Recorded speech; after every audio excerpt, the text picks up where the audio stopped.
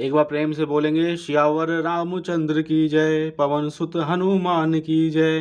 देखिए, श्रीमद् वाल्मीकि रामायण के बालकांड के अष्टम सर्ग का आज पाठ करने जा रहे हैं। राजा का पुत्र के लिए अश्वमेध यज्ञ करने का प्रस्ताव और मंत्रियों तथा ब्राह्मणों द्वारा उनका अनुमोदन, ये आज के वीडियो में करेंगे। पूर्व के वीडियो में हम 7 सर्ग पहले ही कर चुके हैं और ये जो वृतांत यहाँ पे बताया जा रहा है वह लव और कुश भगवान श्री राम जी के दरबार में बैठ के गुणगान कर रहे हैं। तो प्रारंभ करते हैं आज का ये सर्ग।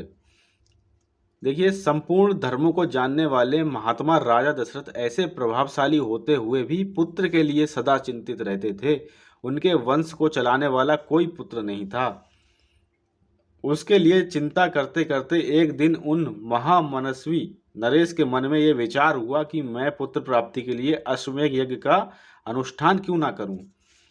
अपने समस्त शुद्ध बुद्धि वाले मंत्रियों के साथ परामर्श पूर्वक यज्ञ करने का ही निश्चित विचार करके उन महातेजस्वी बुद्धिमान एवं धर्मात्मा राजा ने सुमंत्र से कहा, मंत्रीवर, तुम मेरे समस्त गुरुजनों एवं पुरोहितों को यहाँ शीघ्र बुला ले आओ। तब शीघ्रता पूर्वक पराक्रम प्रकट करने वाले सुमंत तुरंत जाकर उन समस्त वेद विद्या से पारंगत मुनियों को वहां बुला लाए।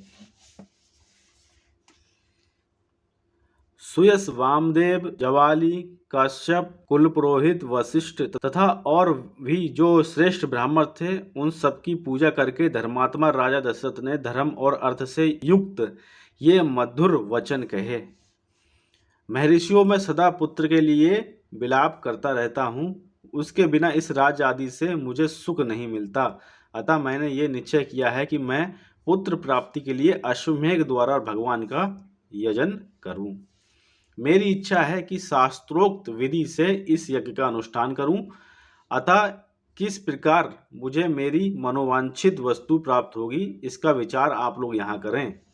राजा के ऐसा कहने पे वशिष्ठ आदि सब ब्राह्मणों ने बहुत अच्छा कहकर उनके मुख से कहे गए पूर्वोक्त वचन की प्रशंसा की।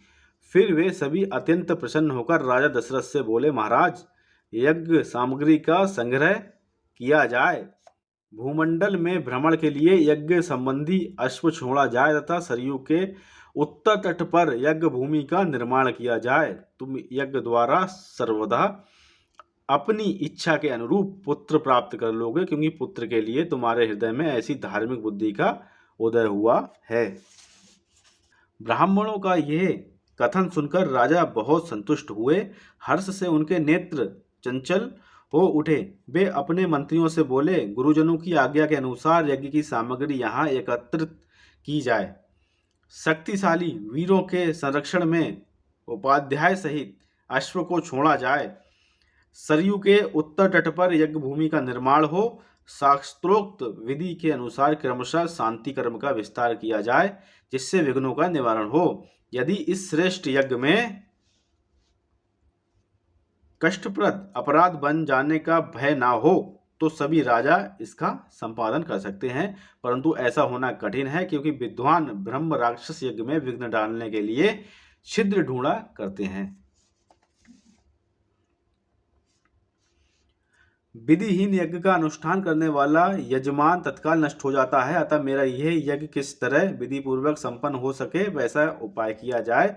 तुम सब लोग ऐसे साधन प्रस्तुत करने में समर्थ हो। राजा के द्वारा सम्मानित हुए समस्त मंत्री पूर्वक उनके वचनों को सुनकर बोले, बहुत अच्छा, ऐसा ही होगा। इसी प्रकार वे सभी धर्मज्ञ ब्राह्मण भी नृप श्रेष्ठ दशरथ को बधाई देते हुए उनकी आज्ञा लेकर जैसे आए थे वैसे ही फिर लौट गए। उन ब्राह्मणों को विदा करके राजा ने मंत्रियों से कहा, पुरोहितों के उपदेश के अनुसार इस यज्ञ को विधिवत पूर्ण करना चाहिए।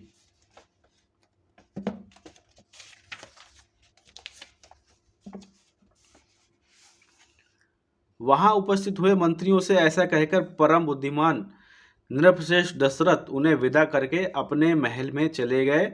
वहां जाकर नरेश ने अपनी प्यारी पत्नियों से कहा, देवियों, दीक्षा ग्रहण करो, मैं पुत्र के लिए यज्ञ करूंगा। उस मनोहर वचन से उन सुंदर कांति वाली रानियों के मुख कमल बसंत ऋतु में विकसित होने वाले पंकजों के समान खिल उठे और अत्यंत शोभा पाने लगे। यहाँ पे बालकांड का अष्टम सर्ग पूरा हुआ। कल के वीडियो में हम बालकांड का नवम सर्ग करेंगे, जिसमें हम कथा सुनेंगे। सुमंत का राजा को ऋष्यशृंग मुनि को बुलाने की सलाह देते हुए उनके अंग देश में जाने और शांता से विवाह करने का प्रसंग सुनाना।